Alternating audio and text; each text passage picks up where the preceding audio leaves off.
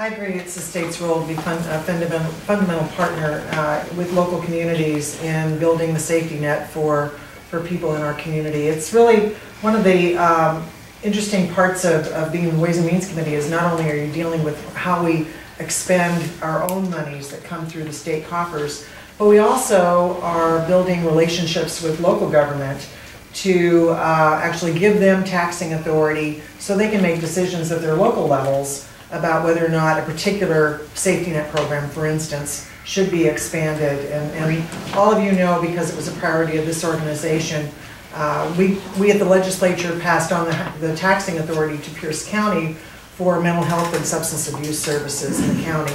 And we all fought a valiant fight, and I hope we continue to fight that with the Pierce County Council. But we were able then, through legislation at the state level, to allow the city of Tacoma to implement that sales tax, which will begin July. So I'm very excited about that and been very honored to be part of that process to try and leverage those local funds to be able to meet those basic needs.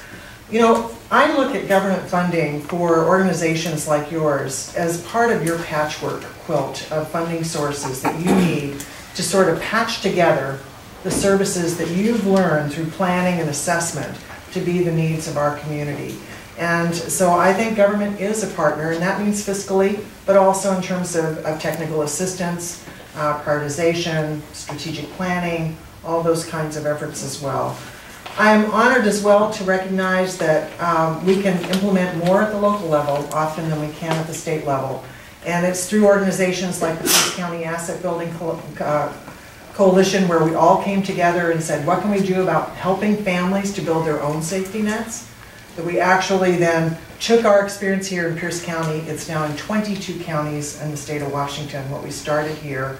And I'm really honored that we could recognize as providers that we could also help people build their own safety nets.